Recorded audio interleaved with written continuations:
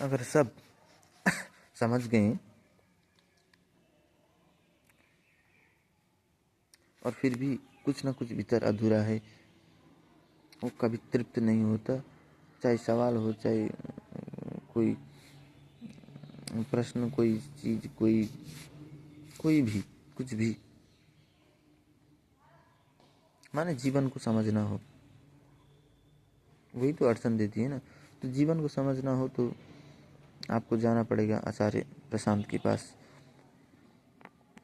ऐसा नहीं कि वहीं जाना है, उनको सुनना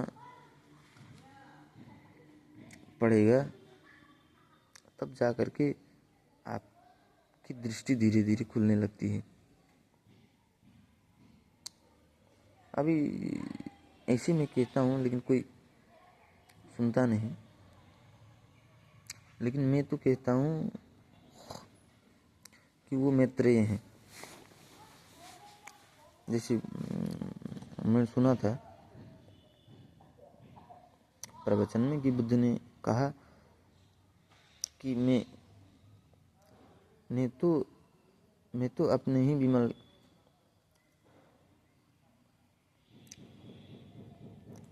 ज्ञान को प्राप्त हुआ, मेरे कोई गुरु नहीं, न कोई शिष्य हैं।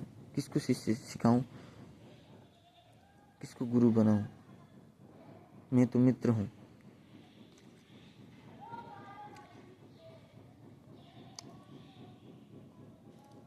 मेरा पुनः आगमन होगा, मेरा नाम होगा मैत्रेय, मैं मित्र हूं। बुद्ध ने जैसे कहा था वही, यही मैत्रेय हैं, क्योंकि वो मनुष्य के तो मित्र हैं ही। इतना बड़ा मित्र कभी मनुष्य का हुआ नहीं। अब मित्र में भी स्त्रियों का मित्र कोई नहीं होता, ये स्त्री के इनसे बड़ा मित्र नहीं।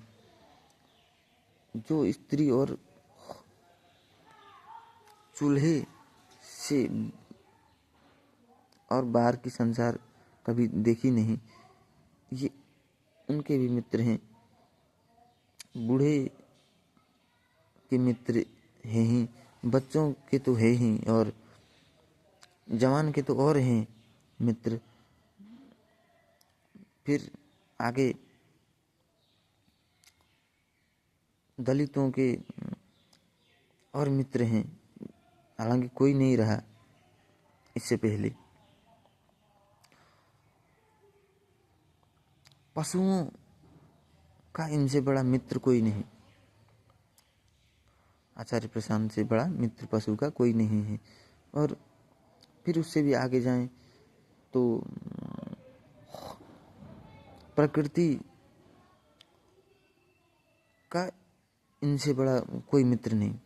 ये सबसे बड़े मित्र हैं प्रकृति के, सबके साथी हैं, सबके मित्र हैं। इसलिए मैं कहता हूँ ये मैत्रेय हैं।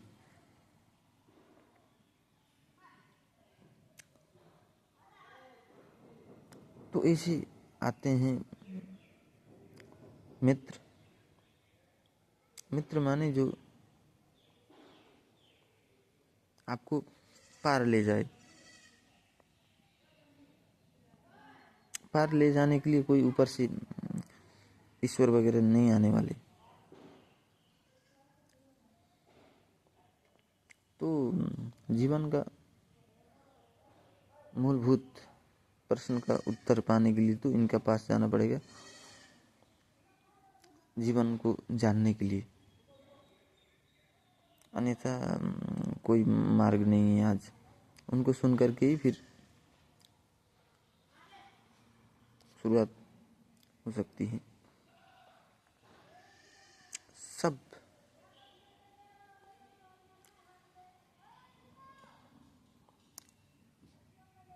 सब तरफ प्रकाश डालते हैं वो, उपनिषद हो, गीता, बुद्ध दर्शन, ताओवाद, सब की शिक्षा वो निकाल करके हमारे पास रख देते हैं। और वहीं सारे प्रश्नों के उत्तर हैं। अगर आप जानना चाहते हैं और देखना चाहते हैं तो सारी उत्तर वहीं मिल जाएंगी। इसलिए